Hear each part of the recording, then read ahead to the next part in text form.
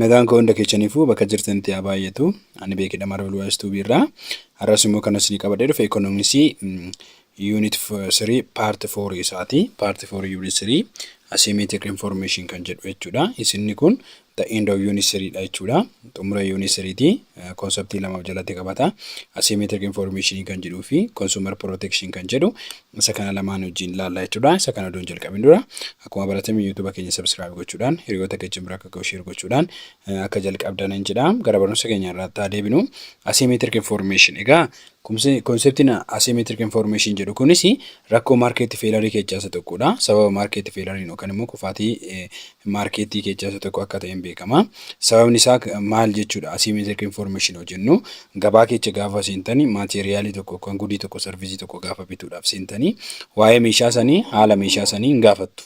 Meeshaan kun kwalitiin isaa akkamii, weightiin isaa akkamii yookaan immoo qulqullinni isaa akkam jettanii hin gaafattu. Yommuu gaafattan information isinitti himamu jira. Yeroo sanii baay'een waa'ee meeshaa sanii namni bitu waa'ee meeshaa sanii information baay'een qabu ta'a. Yookaan namni bitu sun information nama gurguru sanirra baay'ee qabaachuu danda'a. Yookaan namichi gurguru sun nama bitu sanirra information gahaa qabaachuu danda'a. Yookaan namichi gurguru sun information gahaa hin taane qabaachuu danda'a. Kanaafuu yeroo information sun walqixa ta'uu baate paartiin tokko paartii kanarra information kan qabaatu yoo ta'e akkasumas immoo information sirrii hin taane kan hiqaasanii yookaan maateriaalii gurguramu sanii kan namatti himamu ta'e that is called asymmetric information jedhama. Kanaafuu asymmetric information marketii keessatti information kennamu yookaan immoo odeeffannoo waa'ee gabaa saniitiif waa'ee meeshaa saniitiif kennamu sirrii ta'uu baatee fi walqixa ta'uu baate that is called asymmetric information jedhama. Kunis paartii market failure keessaa isa tokkodha jechuudha. Asymmetric information is a situation when different agents have different amount of information about good. Egaa asymmetric information kun situation maaliti yeroo different agentiin yookaan immoo qaamonni garaagaraa information amount information garaagaraa waa'ee meeshaa tokkootiif kan qabaatan ta'e inni sun asymmetric information jedhama jechuudha. In order to asymmetric information when one party in the translation in the process of more information than the other. Egaa asymmetric information kan jennu yommuu translation ta'u yookaan immoo daddarbi oduudhaa yookaan daddarbi information dha yommuu ta'u qaamni tokko qaama birootir more information possess kan godhu yookaan kan qabu yoo ta'e kan beeku yoo ta'e that is called asymmetric information jedhama. In certain translation seller can take advantage of buyer because asymmetric information exists whereby the seller has more knowledge of the good being sold than the buyer. Egaa yeroo tokko ta'u yeroo information qaama tokko irraa gara qaama kaanitti darbu namni gurguru advantage guddaa buyer sirraa argachuu danda'a. Namni gurguru nama bitu sanarraa advantage argachuu danda'a. Maaliif asymmetric information eenyu bira raawwaa ta'eef seelerii kana bira jira.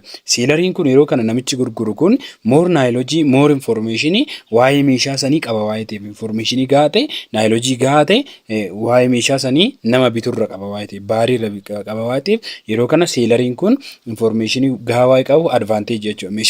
Meeshaan kun qulqulluudha jedhee meeshaan kun akkana jedhee sobus waan godhus gurgurachuu danda'a. Kanaafuu advantage ta'a jechuudha namni kun.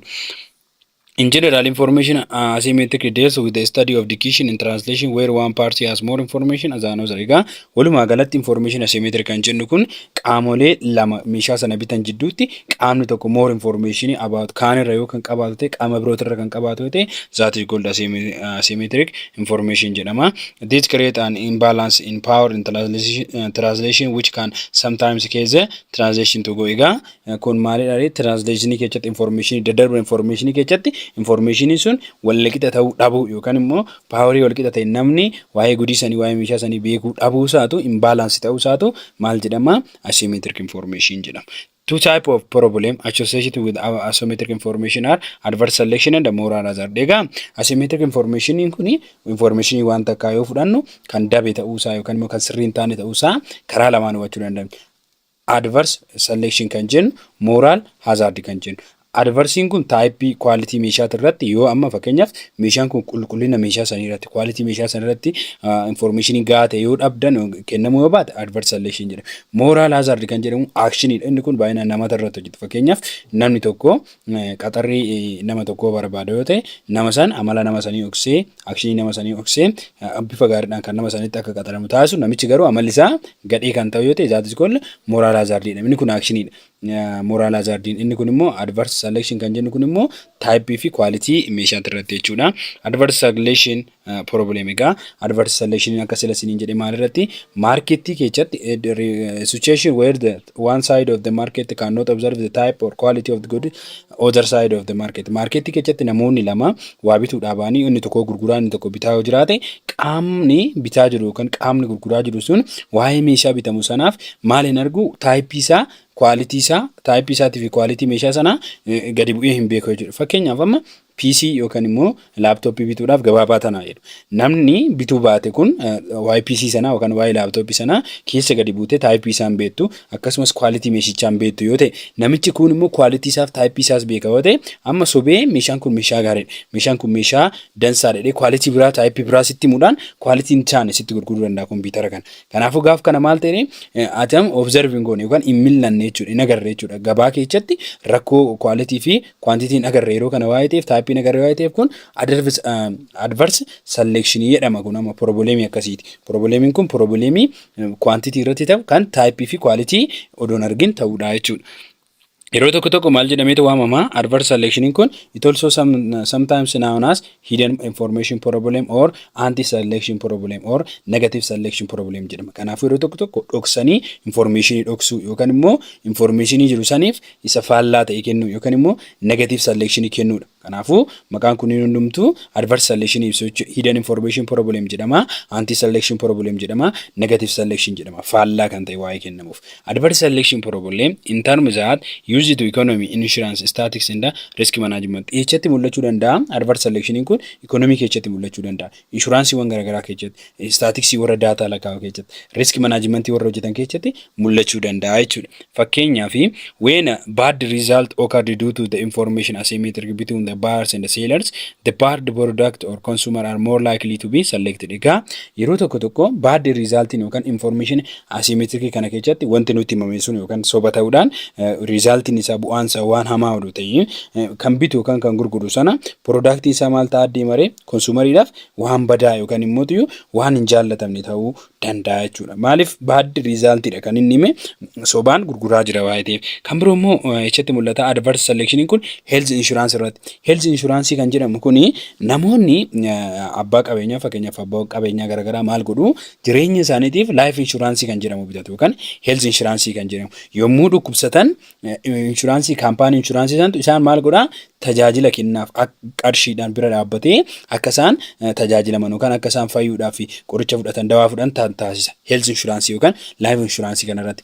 Kanaaf health insurance kanarratti namni dhufu gara kaampaanii sanaa gaafa dhufu insurance kana seenuudhaaf qarshii kafaluu qaba. Amma namichi insurance bituudhaaf dhufe kun yookaan immoo individualin tokko namichi customeriin kun gaafa dhufu maal jedhaa dhibeensa baay'ee dhukkubsataa kan ta'u ta'e amma dhibee miliyoona 5 miliyoona 6 kan baasisu yoo ta'e dhibeensa dhibee kana odoon himatiin nagaadhee insuraansii kana maal godha bita. Gaafa insuraansii kana bitee waggaa tokko odoon guutiin insuraansii kana seenee odoo waggaa tokko guutiin sobeera ka dhibeensa dhibee qarshii guddaa barbaadu miliyoona 5 miliyoona 6 barbaadu. Garuu inni maal jedheera akkuma nama nagaatti insuraansii kana bitate. Erga bitateen booda inshuraansicha erga bitateen booda kaampaaniin sun maal godha namichi kun waggaadhaan booda dhukkubsate miliyoona 5 miliyoona 6 baasee insuraansii bitate yoo ta'e akkamamu yookaan akkanni tajaajila fayyaa argatu taasisa jechuudha. Kanaafuu health insurance kun yeroo kana maal ta'a namichi baasii san hunda doon baasiin tajaajilamaa jechuudha. Kanaaf namoonni health insurance kana oobitan maal godhu likely akka waan fayyaatitti jiruutti godhu. Garuu dhibeen akka isaan irratti jiru yookaan dhukkubni akka isaan irratti odoo beekan sobanii insurance fayyaa kana bitatu jechuudha. Kun amma echatti mul'ataree adverse selectionin bifa kanaanis health insurance keessatti si mul'ata jechuudha. Moral hazard problem. Moral hazard problemin kun maal jennee irratti actionidha kun gabaa keessa seentanii actionii waan tokko hin hubattan yoo ta'e keessattuu kun nama qacarrii namaata irratti baay'ee mul'achuu danda'a. Moral hazardin kun fakkeenyaaf namni tokko qacarriidhaaf dubartii takka qacarachuu barbaada. Manni tokko ajjenna dubartii takka qacarachuu barbaada. Dubartii qacarachuu barbaadu tun amala qabdi yookaan harkaan hinatti yookaan dhukkuba garagaraa qabdi yookaan rakkoo garagaraa qabdi. Isa kana odoon beekiin dubartii sana odoon beekiin namni dallaalaa sun maal godhaa nama nagaati amalli ishee akkana jedhee nama warra qacaratu kanatti kenna. Dubartii tun mana sana yoo ta'e hinatti ijoollee miti waan garagaraa goote yoo ta'e ilaalaam akshinii ishee hin argine. Warri bite sun warri qacarate sun akshinii ishee hin argine garuu akshinii ishee maal jedhanii sirrii kan hin taane jechuudha information akkatti dabalan. This refers to situation where one side of the market cannot observe the action of the other. Egaa inni kun marketii keessatti yoo actionii kan hin agarre ta'e yookaan immoo actionii wanta sanii kan hin agarre ta'e inni kun maalidha maree sometimes known as hidden action problem. Kun amma hidden actionii dhoksuudhaan actionii wanta sanaa dhoksuudhaan kan rakkoo mudatudha inni lafa goona. Simply word is that in simple word it is that inability to observe and or verify the against action. Egaa gabaabumatti maalii arguu dhabuu keenya dandeettii amala yookaan actionii achitti taasifamu ejentii sana yoo observe gochuu yoo dhabne yookaan immoo millachuu yoo dadhabne inability yoo taane millachuudhaaf actionii sana millachuu yoo dadhabne kun problemii maalii jennuunaan moral hazard jennaani. Furthermore it is prospecting the party insulated from the risk may behave different from the way it will behave it was fully exposed to risk. Egaa yoo wanna kana hin hubanne ta'e riskii inni fidu addaan baafannee hin beeknu ta'e paartiin kun maal ta'uu danda'a riskii sanaan miidhamuu danda'a. Riskii mana sana keessatti waan ta'u yookaan immoo rakkoo informationii yookaan actionii abuu keenya saniin uumamuu danda'aadha. Kun immoo maalii gochuu qabna ree nuti amma gaafa waan kana wanna qacarrii kana keessa seenne yookaan immoo moral hazardii kana hambisuudhaaf fully exposed kan ta'e riskii irraa fully nu ooguu kan danda'u kan riskiitti kan nu ganne ta'uu qaba jechuudha. A moral hazard problem rise when an individual or situation does not bear the full consequence of the action and therefore has tendency to act less carefully than it is otherwise, leaving another party to bear some responsibility for the consequence of the action. Egaa moral hazardin kun yoom kan inni dabalaa deemu yookaan immoo yoomi kan inni cimaa deemu individualin tokko yookaan immoo namni kophaa isaatti jechuudha wanta consequence dhufu saniif fully kan rakkoo dhufu saniif action dhufu saniif fully kan inni maalin goone ta'e itti consequences san kan fudhanne yoo ta'e akkasumas immoo result dhufu san kan fudhanne yoo ta'e yookaan immoo result saniif less carefully odoon ta'e odootti dhimmin kanniisu yoo ta'e yookaan immoo tuyyu other party cal jedhee kan laaloo ta'e responsibility saniif action itti kan fudhanne yoo ta'e that is called maalinnaani cimeennan moral hazard kan cimuta. Moral hazard kan ammoo akka hin dhufneef action keenya sanaaf consequence action keenya saniif responsibility fudhachuu qabna yookaan itti gaafatamummaa fudhachuu qabna jechuudha. Example, an individual with insurance against automobile they may be less violent about looking her car given that the negative consequence of automobilism partially borne by the insurance company. Insurance company duratti health insurance company jenne amma immoo yeroo tokko kan qabeenya sin jechuun kaarii makiinadhaaf amma insurance bitumtire kanaafuu insurance isaanii saniin automobile kan jennu kun amma kan akka konkolaataati kan akka konkolaataa saniitiif insurance bitatu. Insurance kana irratti namoonni less vigilant gochuudhaan yookaan immoo tuyyu wanna isaan itti fayyadama isaanii cimsachuudhaaf yookaan isaan kan fayyadaman waa'ee fayyadama isaanii malee dhiibbaan inni namarraa hin gahu yookaan immoo dhiibbaan inni insurance company sanarraa gahu doon hubatiin hafanii cal jedhanii makiinaa isaaniitiif insurance bitatu. Insurance makiinaa miidhamteef makiinaa keechishee motorri ishee dadhabe kun amma negative consequence qaba. Maal irratti automobiliin kun makiinaan kun ofii isheetti dadhabdeetti isaan insurance bitataniiru kun immoo insurance company sun akka inni miidhamu yookaan immoo akka inni tajaajila sanarraa gahee bu'aan buufne taasisa jechuudha.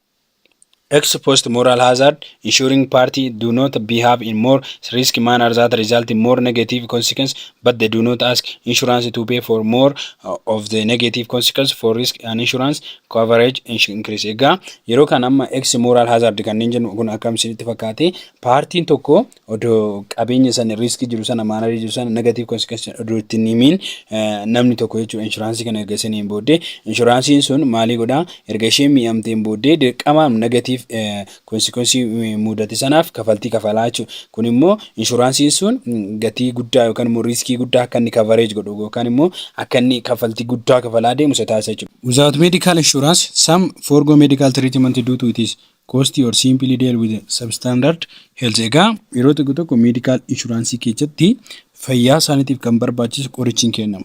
Yeroo kana qorichi yommuu dhabamu qorichichi yommuu hin jirre yookaan qorichi yeroo koostii ta'e qarshiin isaa baay'ee maal ta'e qaalii ta'e simply maal godhu substandard health yookaan immoo waan gadi bu'aa fayyadamuudhaaf yaalu. Fakkeenyaaf but after medical insurance become available some may ask in the insurance provider to pay for the cost of medical treatment that was will not otherwise undergone. Egaa yeroo medical insurance keessatti dawaan yoo argame amma dawaan yoo dhabame dura yoo dhabame jennirra yoo argame garuu yoo kan jiru ta'ee inshuraansiin kun akka kafaltii kafaluuf yookaan inshuraansii kaampaanii inshuraansii kun qarshii isaa barbaachisu koostii isaa barbaachisu kafalee akka treatmentii kana kennamu taasisa jechuudha. Kun immoo maal godhaa? Yoon jiraatin immoo gadi bu'u yoo dawaan kun hin jiraatin dawaan kun dhabame immoo gadi bu'u uummata kan ta'e isaan tajaajila gadi bu'aa san kennamaafi jechuudha. Solution for moral hazard and adverse selection. Mee moral hazard kan jenne action jenneerra adverse selection kan jenne quality type jenneerra solution isaanii maalidha? Akkamitti information asymmetric fi information asymmetric kana adverse selection fi moral hazard irratti kan mul'atu kan akkamitti hambisuu dandeenya kan jedhu haala signally. This is the idea that one party agent convey some meaningful information about self to another party principal. Egaa signal kan jennu kun amma fakkeenyaaf barataan erga barateen booddee CV isaa fudhatee ganam deemaa gara employee yookaan immoo industrii isa qaxaruutti dhaqa. Gaafa dhaqu CV kanaan maal jedhaanii waa'ee isaa haala barumsa isaa akkasumas immoo muuxannoo isaa experience isaa CV kana irratti ibsata. Akkas jechuudha. Signal jechuun waan meaningful ta'een waan partii nama sana ibsuun agentii birootti waa'ee isaa ibsuu jechuudha. Meaningful information idhaan. This is the idea that one party convey gochuudhaaf akka namni sun isa amanuuf akka namni sun waa'ee isaa fudhatuuf waan meaningful ta'een yookaan immoo information meaningful ta'een waa'ee isaa nama birootti himuu jechuudha. Kun principally waanuma baratamedha jechuudha. Inni kun signal jedhama. Employee signal is that example employee signal is that level of their skill employed by acquiring a certain degree of product. Egaa hojjetaan tokko signal godha waan irra jiru capacity isaa condition isaa skill isaa akkasumas immoo experience isaa degree isaa kan qabu hundumaa nama sanitti maal godha nama hojjetii isa qaxaru sanatti himuu jechuudha. In a market gabaa keessatti immoo for use good so those who are on a good user car can offer warranted so owner of good used car are signaling that they have good cars as on a bad used cars cannot afford. Egaa marketii keessatti immoo tokko altaa namoonni gara gabaatti dhufan tajaajila isaan kennan namichi makiinaa gurguru tokko mee fakkeenyaaf yookaan immoo meeshaa garagaraa gurguru tokko maal kenna waarantii kenna yookaan immoo waggaa tokkoof yookaan immoo ji'a lamaaf ji'a jahaaf bilbila bitta nama ji'a jahaaf waarantii qabamte waarantii jechuun ji'a jaha ta'uu sin jalaa tabalaashee waan akkanaa sin godhanii waarantii sin galu. Kanaafuu kaar aawurnarii sun yookaan gurguraan kaarii sana maal godhaa waarantii kenna. Waarantii yookaan meeshaan kiyya kana jedhee ergatti meen booddee kana irratti rakkoon osoo hin mudate annan sirriicha yookaan immoo fiks nan godhadhee signaal godha jechuudha. Inni kun amma maal gochuudha waarantii kennuun kun akka wal amananiif taasisudha jechuudha. Kun amma yoo kaarii sun abbaan kaarii sanaa kan miidhamtu taate yookaan immoo kan miidhaan irra ga'u ta'e ji'a jaha yookaan ji'a kennameef waggaa san keessatti fidee yaalchifachuu yookaan immoo jijjiirfachuu hin danda'a jechuudha. Limitation signality irratti rakkoon jiru hanqinni jiru maali? How much time yeroo agamiitiif energy ammamiitiif money should be sent to agencies spend in spend signal kanaaf energy agamii baasuu qabna akkasumas immoo time agamii baasuu qabna qarshii agamii baasuu qabna haga namni maal godhuuf signal kana yookaan immoo yoo waliif walamansiisu kana irratti jechuudha. How can the receiver principal trust the signal to be honest declaration of the information? Kan biroo immoo rakkoon jiru maadha akkamitti nama fidatee dhufe sana information isaa barreechee fidatee dhufe sana akkamitti amanuu dandeenya? Information inni fidate sun honesty isaa maal fakkaata amanummaa isaa maal fakkaatanis rakkoodha jechuudha. Assume that there are signality equilibrium sender signal honest and the receiver trust that information under what circumstance will the equilibrium break down. Egaa namichi signal ta'u yookaan immoo information san ga'ee fidatee dhufe sun senderiin sun jechuudha. Namichi senderiin sun receiveriin gaafa dhiyeessu akkamitti wal amanu information san irratti akkamitti wal amanu circumference inni irra jiru yookaan immoo haala inni irra jiru sun akkamitti equilibrium gochuudhaan wal qixxeessuudhaan wal amananii fudhachuu danda'u kan jedhutu signality irratti rakkoon jira jechuudha. Inni biroo immoo screening kan jedhamus immoo karaa adverse selection ittiin compact gonu kan adverse selection ittiin furmaata ittiin laannu solution ittiin laannu keessa tokko screeningin strategy maaliti strategy adverse selection ittiin furmaata ittiin laannudha. Inni kun fakkeenyaaf namoonni lama jiru jennu namoonni lamaan kun fakkeenyaaf assume that two individual Hannah and Hikma jennu fakkeenyaaf Hannah fi Hikmaatu jira jennu. Hannah now more about herself. Hannah waa'ee ishii maal akka dhukkubu haala fayyaa ishii haala jireenya ishii haala maatii ishii sirriitti beekti. Hikmaan garuu waa'ee Hannah waa'ee haannaan waa'ee hiikmaa sirriitti beektii hiikmaan garuu waa'ee haannaa sanuu hin beektu. Amma wanni isin hubachuu qabdan haannaan waa'ee ishiitis akkasumas immoo waa'ee hiriyaa ishiitis waa'ee hiikmaatis information gahaa qabdi. If they are going to engage in some sort of translation, they need to develop long-term relationship. Egaa wal hubachuudhaaf yookaan immoo information walii beekuudhaaf amma screening kanarratti maal barbaada? Long-term relationship barbaada. Kan amma warra gara gaa'ilaatti seenuu barbaada. Keessatti baay'ee hin mul'ata. Wanni kun screening kun wanna akkasii irratti arguu dandeessu. Fakkeenyaaf the screener one with the less information hikma amma screener kan jennu kun nama information gahaa hin qabnedha. Namni information gahaa hin qabnetu waa'ee nama sanii beekuudhaaf information gahaa barbaadutti ka'a jechuudha. Attempt to receive the asymmetric by learning as much as she can about Hannah. Egaa hamma dandeechi qorannoo garaagaraa irratti gaggeessuudhaan yaalii garaagaraa irratti gaggeessuudhaan waa'ee Hannaa barachuudhaaf maali gooti yaalii gooti jechuudha. Fakkeenyaaf dubartiin tokkoo fi dhiirri tokko gara gaa'ilaa seenuu barbaadu haa jedhu. Sana booda inni dhiiraa kun waa'ee dubartii tanaa sirriitti beeka, haala dhaloota ishee sirriitti beeka, haala fayyaa ishee sirriitti beeka, haala guddina ishee sirriitti beeka. Garuu isheen dubartii tuni waa'ee nama itti hormuu hedduu kanaa waa'ee isaa hin beektu. Kanaafuu hamma dandeecheen waa'ee nama kanaa beekuudhaaf, information isaa beekuudhaaf, haala jireenya isaa beekuudhaaf maal gooti yaalii taasifte jechuudha. Isa kanaadha screenerii kan jedhamu. Isheedha amma screenerii kan miidhamta asitti. Example. Bank often screen people who are interested in borrowing money in order to weed out the who will not able to repay the debt. Egaa baankii bira yoo ta'an immoo baankiin uummata screen godha. Duuba isaanii deebi'uun qorannoo garaagaraa irratti gaggeessa. Akkamitti namni qarshii liqeeffachuudhaaf dhufe tokko intarastii isaa liqeeffachuudhaaf dhufe tokko intarastii isaa kafaluu danda'amu kafaluu hin danda'u. Repay gochuu danda'amu godhuu hin danda'u jedhee yoo inni kafaluu hin dandeenyeef yoo kafaluu kan danda'u ta'e addaan baafachuun maal godha screen godha jechuudha. Baankiin irra deddeebi'ee yeroo baay'ee. They may also ask potential borrowers for their financial history, job security, reason for borrowing, asset, education, experience. Maal godhaa namicha liqeeffatu kana potentially dandeettii liqeeffachuusaa hagam liqeeffachuu danda'a. Akkasumas immoo financial history qabeenyi inni qabu maal fakkaata, hojiin inni irratti hojjetuu fi akkaataan qulqullinni hojii isaa maal fakkaata, sababii maaliif liqeeffata, asseetiin isaa qabeenyi inni harkaa qabu maal fakkaata, sadarkaan barumsa isaa maal fakkaata, experience isaa maal fakkaata kan jedhu kana nama kanarratti screen godhaa jechuudha. Duuba deebii qorannoo gaggeessa. Offering health insurance as part of the package of fringe benefit. Egaa health insurances beekuun health insurances kennuun insurance irrattis package jiru sana irratti hubachuun baay'ee barbaachisaadha jechuudha. The insurance company B it is rate to advantage over the seat of employee and it is assured that all employees will be participate in the program thus eliminate the adverse selection. Egaa insurance company namoota gara isaa dhufan averageidhaan rakkoo isa biratti hojjetan furuudhaaf yookaan furmaata tilaachuudhaaf fi prograamiidhaan yookaan immoo participate achi keessa jiran prograamiidhaan maal godhaa adverse selection kana hir'isuudhaaf itti fayyadama jechuudha. Fakkeenyaaf averageidhaan rakkoon hin uumama all employer rakkoo isaanii sana furmaata akka itti laataniif warra dhufu sana rakkoo isaanii duuba deebi'ee hubachuudhaan adverse selection isaan bira jiru yookaan immoo type of quality isaan dhoksan duubatti hubachuudhaan eliminate godha gadi buusaa deemuudhaaf deemaa jechuudha rakkoo isaa sana. Consumer protection. Egaa consumer protection concept isa birooti.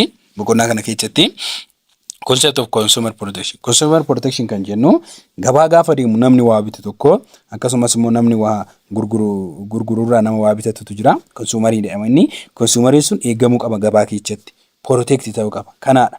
Consumer protection kan jennu nama gara gabaa deemee maateriaalota garagaraa outputii garagaraa gudii servicii garagaraa baay'ee godhee expand godhee bitee itti fayyadamu isa kana consumerii kana maal gochuu qabna protect eeguu qabna kunuunsuu qabna gara mootummaatiin gara individuality maaliif eeguun barbaachisa maaliif kunuunsuun barbaachisa nama kana rakkoo maaltu irra ga'a akkamitti rakkoon irra ga'a jennee haala ilaalume concept of consumer protection haalaan.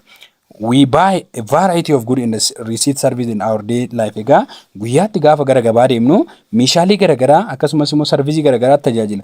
Meeshaan nu binnu gabaa keessatti kan nyaataa dhumeeyyii kan hin dhumne bituu dandeenya. Receive googon immoo sarviisii garagaraa kan akkamii kan akka konkolaataadhaan deemu geejjibuu barumsa garagaraa intarneeta garagaraa fayyadamna sarviisii garagaraa. Sarviisii kanneen hundumaa guyyaatti tajaajilamaa deemna hojjechaas deemna. Whatever we buy we pay for it and drive satisfied from its consumption and use. Egaa gaafa waa bennu maal goona itti kafalla.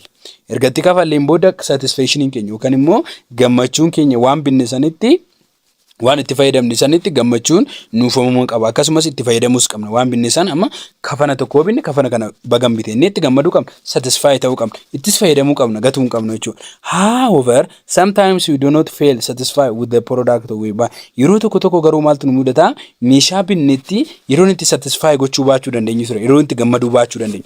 Fakkeenyaaf yeroo tokko kafana binnee gallee odoon bituu baadhee kafana kana jechuu dandeenyu. Meeshaa TV binne TV original hin taane TV gadi bu'aa ta'e binne odoon bituu baadhee TV kana yeroo itti kennu jira kun satisfy yeroo itti gochuu baachuu baannu hin jira jechuudha. Garuu kan nuti binnu maadhaa fi consumption itti gochuuf itti fayyadamuu fi use itti gochuu fi satisfy itti gochuudhaaf kan binnu jechuudha. This may be account the poor quality of the product, overcharging by the shopkeeper, lower quantity of the part, misleading advertising and so on. Egaa sababii maaliitiif quality meeshaa nu bira ga'e sanatti itti gammaduu dandeenye itti dadhabna. Yeroo tokko quality isaa gadi bu'aa yoo ta'e yookaan meeshaan nutti himame sun gadi bu'aa yoo ta'e yookaan immoo doubling kan ta'e overcharging kan ta'e qarshiin isaa baay'ee olaanaa kan ta'e binnee yookaan qaalii ta'uu danda'a. Shopkeeperiin qarshii ol kaasuudhaan kunniin nama suuqii keessatti meeshaalee duraan birrii 10 binnu birrii 200 galchanii overcharging godhanii nutti gurguranii itti gammaduu baachuu dandeenya. Lower quantity partiin isaa quantitiin isaa gadi bu'aa ta'uu danda'a. Misleading advertising kun immoo beeksisni waa'ee meeshaa saniif beeksisni nutti himamu yoo gadi bu'aa ta'e yookaan dogongora yoo ta'e meeshaa sanitti maal goona satisfying goonu jechuudha. Should we allow this practice to continue? Obviously not. Then it is remained for such malpractice. Egaa haala kanaan itti fufuun qabu. Gabaa keessatti wantoonni dogongoraa kun argamuu qabu hin qaban. Kanaafuu obviously itti fufuun qaban waa'ee ta'e maal gochuu qabna nuti malpractice kana akkamitti irra deebinee sirreessina akkamitti furmaata itti laannu yookaan gocha dogongoraa kana kan jedhudha. Consumer protection kan jedhu kun jechuudha. The answer lies in the concept and the practice of consumer protection, the right and the responsibility of the consumer, legally provision and the mechanism for the settlement of consumer grievance. Egaa gaafii kana deebisuudhaaf haalli kun gabaa keessatti practicing kun itti fufuu qaba inni gaafa kan itti fufuun qabu erga jennee gaafii kana kan deebisuu eenyu dha consumer protection dha kan jiru. Conceptiin consumer protection yookaan immoo conceptiin practice uummata kunuunsuu yookaan warra bitu kunuunsuu sun gaafii kana hin deebisa. Rakkoon kun itti fufuun qabu waa'eef. Kanaafuu mirgaa fi itti gaafatamummaa consumer addaan baafnee fi mirgisaa itti gaafatamummaa maasaa maala legal professionii mechanismii uummanni consume itti godhu erga addaan baafnee fi booda akka namni wal dhabdii keessa seenne taasisuu qabna jechuudha. So in this section we will be examining the detail about told this point. Why kanarratti consumer protection kanarratti gadi buunee yoo laallu consumer protection mean safeguarding interest and right of consumer. Egaa consumer protection jechuun mirgaa fi interestii warra bitee fayyadamu eeguudha. Safe gochuudha. Kana jechuun mirgi bitaa tokko maalidha? Akkasumas interestiin isaa maalidha? Interestii isaa irratti based ta'e akkasumas immoo mirga isaa irratti based ta'e akka inni fayyadamu taasisuudha. Eenyu consumerii tokko nama bitee fayyadamu jechuudha. In other words, it refers to the measure adopted for a protection of consumer from uncertainty and unethical malpractice by business in order to provide them with speedy release of the grievance. Egaa yeroo kana goonu consumer protection kun measure maalitii jechuu dandeenya. Wantoota gabaa keessatti sirriin ta'an akkasumas immoo ethicalidhaan adda ta'an malpractice wan gabaa keessatti taasifaman business area irratti taasifaman maalii gochuudhaa fi speedy isaa akka gara waraanaatti yookaan gara wal dhabdiitti nama hin geechine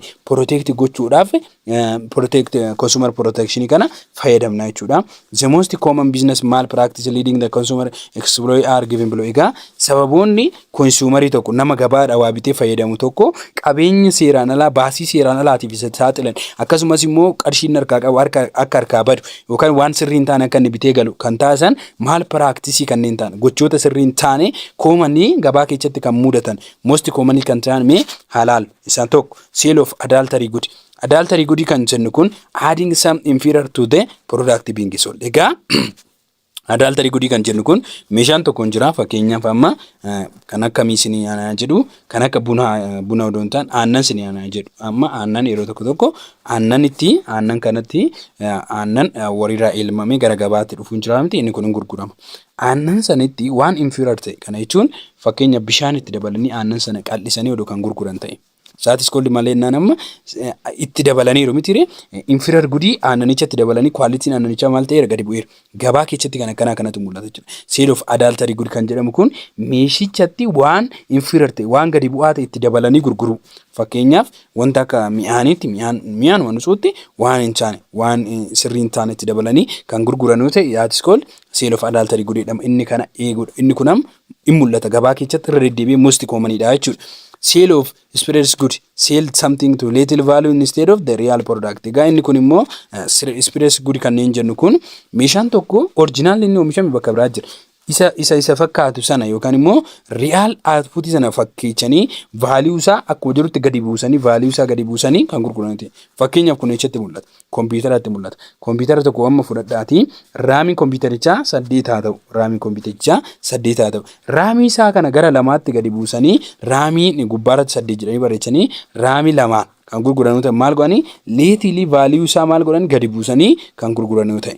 Fakkeenyaaf warri meeshaa laastikii hojjetan furdina meeshaa laastika sana kan original irraa haphisanii kan gurguran yoo ta'e that is called surplus good jedhama jechuudha. Inni kun gabaa keessatti baay'ee mul'ata.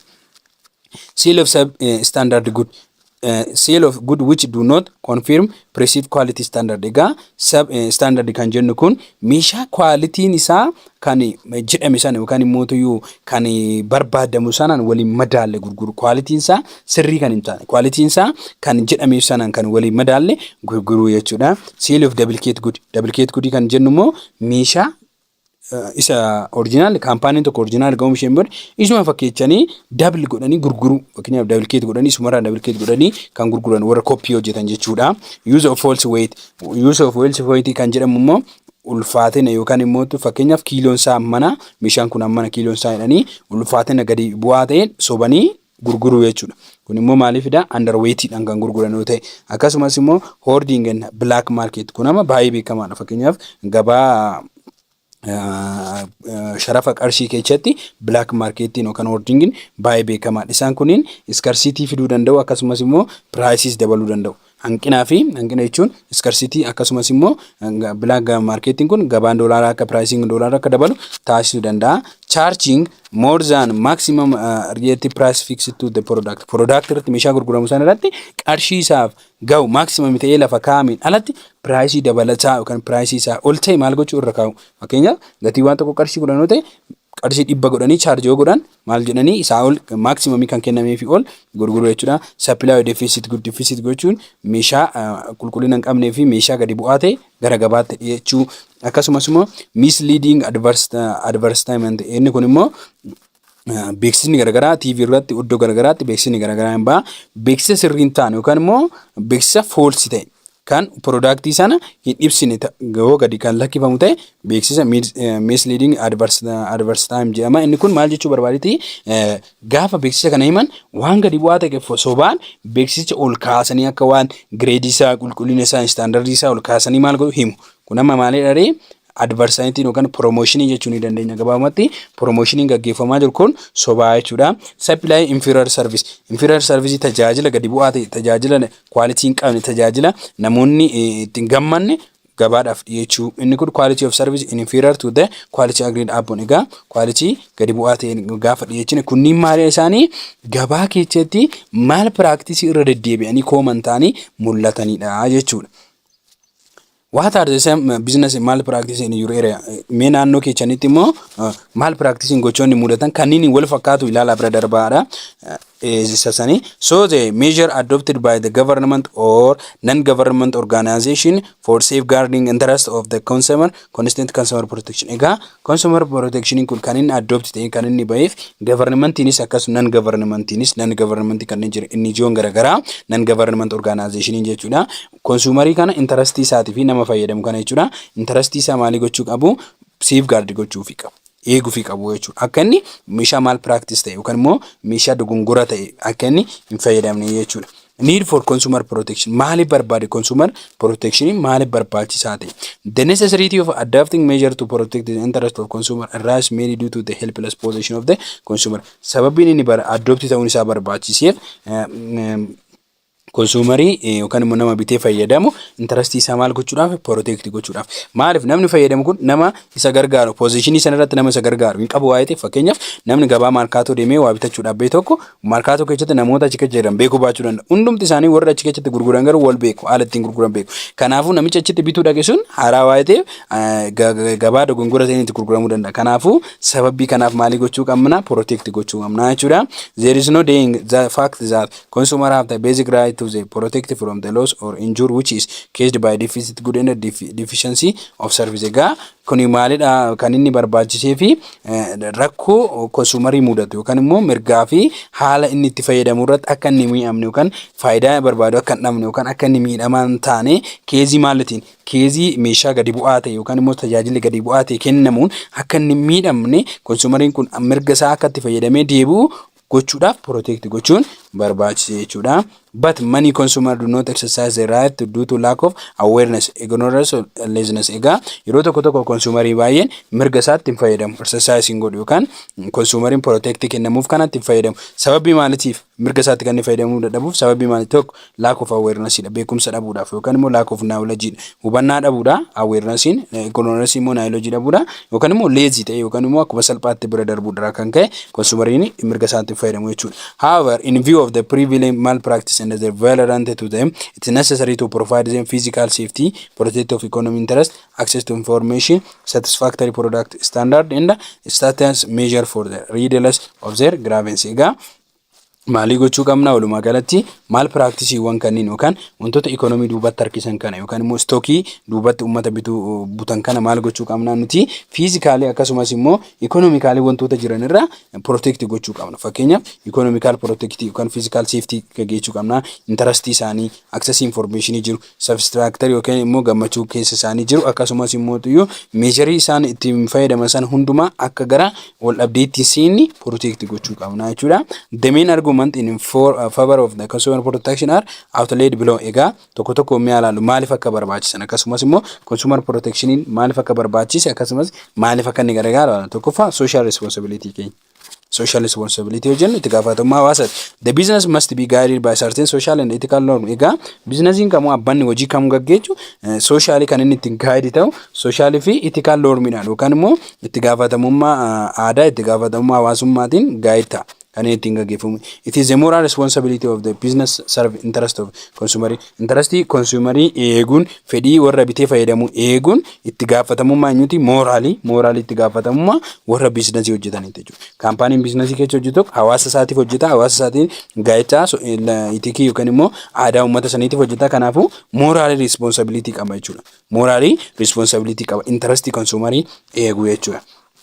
Keep in line on the principle it's the duty of producer in a trade or provide the right quality quantity of good fair price to consumer. Egaa gaafa producerin tokko yookaan traderin tokko meeshaa isaa gara maalitti fidu gara gabaatti fidu kan gara marketitti fidu maalii gochuu qaba mirga qaba dirqama fi mirgas qaba quality isaa quantity isaa eegee fair price fair ta'een yookaan qarshii fair ta'een consumeriidhaaf fayyadamaadha dhiyeessuun dirqama isaatis mirga isaatis. Kanaafuu mirga isaatiitti fayyadamee akkasumas dirqama isaatiitti fayyadamee gabaatti dhiyeechuu principally dirqama isaatiis jira principally mirga isaatiin eegamu tura. Kanaafuu consumeriin akka mi'amne waan fair ta'ee fidee gara gabaatti dhiyeechuu qaba. Increase awareness. Egaa inni biroo immoo awareness isaanii dabaluudhaan consumeroota warra bitanii fayyadaman kan awareness isaanii dabaluudhaan consumer become more mature in the conscious of the right against the malpractice by business. Egaa consumeriin yeroo tokko maali ta'ate deema akkenni malpractice gabaa keessatti gaggeeffamu kanaaf mature ta'u yookaan consistent yookaan immoo tuyyu against ta'uu akka danda'u mirga isaa beekee akka inni falmachuu danda'u maalii gochuu qabna bira dhaabbatanii akka inni jijjiiramaa deemu yookaan awareness isaa dabalaa deemu taasisuu qabna jechuudha biizinasii yaatu san irratti. There are many consumer organization and association which are making effort to build consumer awareness taking up their case at various level and help them to enforce the right. Egaa akkuma addunyaatti jechuun organizationii garaagaraa akkasumas immoo associationii garaagaraatu jira kan maal godhan consumerii kana kan protect godhan yookaan immoo awareness isaanii beekumsa isaanii akkasumas immoo keezii maal practice kana yookaan immoo tuyyuu kan level isaanii miidhan kana kanarraa eegan akkasumas immoo mirga isaanii kan hubachiisan organizationota garaagaraa institutioniiwwan garaagaraa hin jiru jechuudha. Consumer satisfaction egaa consumeriin waan bite sanitti gammaduu qaba waan bite saniif maal ta'uu qaba satisfy ta'uu qaba.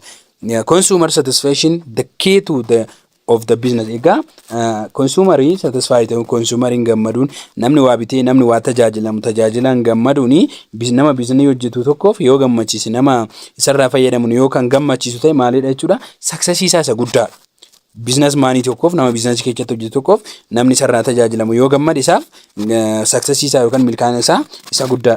Hence business people should be take every step to serve interest of consumer to provide them quality good and serve to responsible price. Egaa business namoonni business kana keessatti hojjetan yookaan business kana keessatti tajaajila kennan interest consumer yookaan interest tajaajilamaa tokko eeguudhaan akkasumas immoo meeshaa quality qabu akkasumas immoo price isaanis kan reasonable ta'e yookaan sababa kan qabu ta'ee yoo dhiyaate uummanni satisfied ta'a. Kanaafuu stepin business people tokko maal ta'uu qaba stepin isaan hojjechuu qaban uummata isaanii interest isaanii consumer isaanii kan eegu quality isaatii fi price isaa kan bifa walqixa ta'een adeemsisu ta'uu qaba jechuudha. Principle of social justice. Principle of social justice in more it keep in line with the principle it is expected for the manufacturing, trade and the service provided retain from the malpractice and take care consumer interest. Egaa principle of social justice in kunis maal jedha principle wan jiran keessa gara manufacturing yookaan trade wan akkasumas service warri kennan consumerota tajaajilaman sana mal practice dhaan akka isaan miidhamne akkasumas immoo akka isaan mal practice kanaan tajaajila dogongoraa akka isaan hin arganne maal gochuu take care gochuu eegu interest consumerii eegu akkasumas immoo manufacture meeshaan oomishamee gara gabaatti trade daldala keessatti service keessatti kan taasifamu akka practicing isaa sirriin taane yookaan immoo kan dogongora ta'e akka dhiyaanne keep godhee kan eegutu responsibility of social justice jedhama. Principle of trusteeship.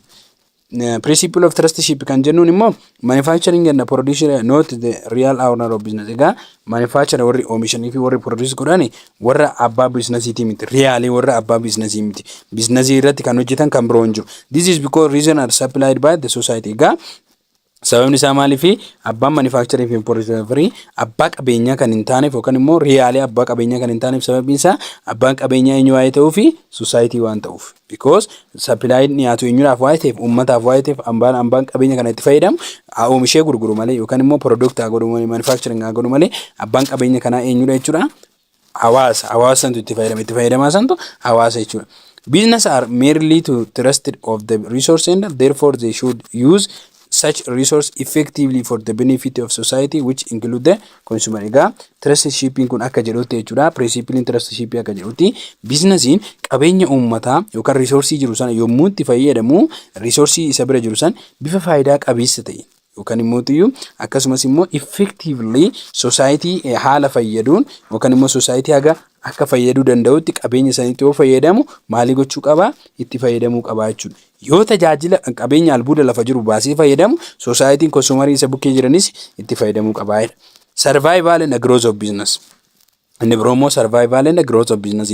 Kana jechuun businessiin sun waan diinagdee isaatirraa yookaan immoo dhiibbaa garaagaraa itti survive godhee guddina diinagdee fiduu qaba. Business have the serve consumer interest for their own survival and growth. Egaa businessiin tokko maali ta'aa deema consumerii san interest isaanii akkasumas survival godhaa yookaan immoo growth gochaa gaafa deemu ofii guddachaas growth ta'as gaafa deemu consumerii sanas maalii gochuu qaba yaada keessa kan galfate tajaajila keessa kan galfatu qaba.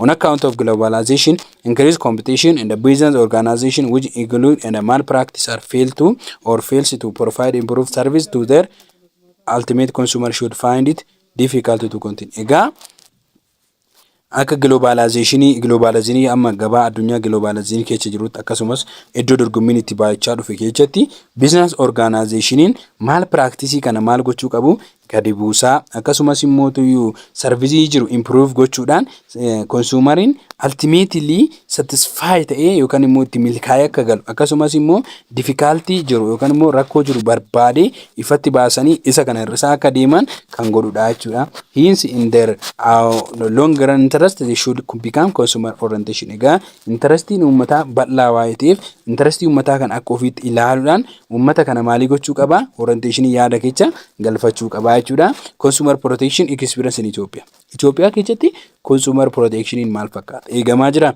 In Ethiopia the consumer proclamation in number 18 30 has provide the right of consumer. Egaa consumer proclamation kan labsame akka Itoophiyaatti lakkoofsa 113 muraa 2013 irratti mirgi konsuumarii maali ta'eera ibsameera. Yookaan lafa taa'eera akka Itoophiyaatti jechuudha. Seera Itoophiyaa keessatti konsuumariin maali ta'uu qaba eegamuu qaba protect ta'uu kan qaba kan jedhu 813 muraa 2013 irratti lafa taa'eera. Here is brief outline of about the right of consumer. Mirga konsuumarii tokko kan lafa kaa'u jechuudha. Tokko mirgi konsuumarii maal ta'uu qaba tokkoffaan consumer should receive sufficient and accurate information or explanation as to quality and the type of good or service they purchase. Egaa konsuumariin tokko tajaajilamaan tokko kan inni argachuu qabu informationii sirrii ta'e sufficient ta'e dhugaa kan qabu akkasumas immoo waa'ee meeshaa bitu sana quality isaatii fi type isaa informationii gahaa ta'e waan bitu sanaaf informationii gahaa ta'e argachuu qaba jedha seerri biyya keenya. They should buy goods and service on the basis of their own choice. Egaa kan inni bituu qabu immoo kan inni tajaajila bituu qabu kan inni bituu qabu maalla goodiif service inni bituu qabu akka filannoo isaatiitti dirqamaan odoo hin taane akka filannoo isaa akka barbaadetti bitee itti fayyadamuu qaba.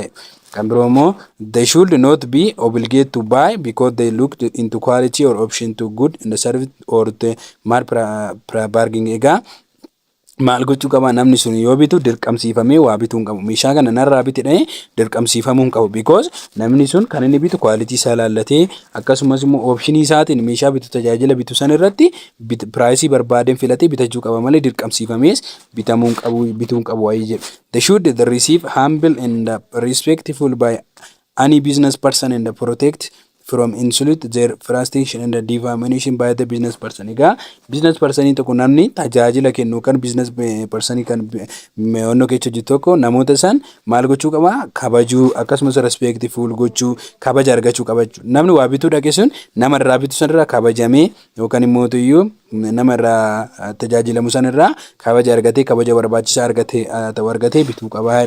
They should be able to claim competency, ethical joy or severally from the person who practice in the supply of goods or service such as manufacturing, imported in the wholesale, retail, and money and way damage suffered as a result of purchase or use of good or service. Egaa yeroo service bituu yookaan tajaajila bituu maali gochuu qaba competency yookaan immoo tuyyuu maaliin kennamuufii qaba severally kan isa kunuunsu kan isa eegu namicha bitu kana kunuunsuu qabu argamuufii qabaadha. Yookaan immoo meeshaalee akka fakkeenya manufacturing, imported, wholesale irraa yeroo immoo bitu meeshaan isaa damage akka hin taane irraa eegamee yookaan meeshaa damage hin taane irraa eegamee safar irraa eegamee maal gochuu qabu purchase gochuu qabu yeroo goodiif service bituu itti fayyadamuus qaba jedhaniitu lafa kaa'u. The main objective of Consumer Protection Act in Ethiopia. Sababni isaan consumer protection kana hojiirra oolchuu barbaadaniif Itoophiyaa keessatti maalidha ilaallu. Tokko protection the business community from anti-competitive and unfair market practice. Egaa sababii business community uummata business keessa jiru kana anti-competitive kan ta'e competitive yookaan wal dorgommii sirriin ta'an unfair market practice gabaa keessatti sirriin ta'an irraa eeguudhaaf.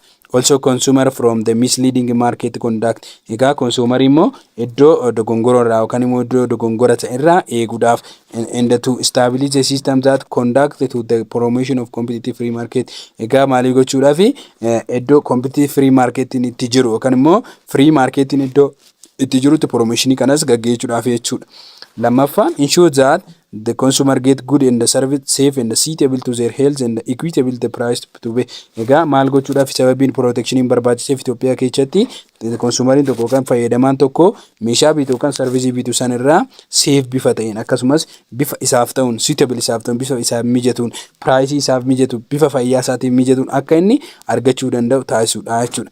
Inni biroo immoo accelerate economic development guddina dinagdee akka inni saffisu akka inni guddatu taasisuudhaan jechuudha.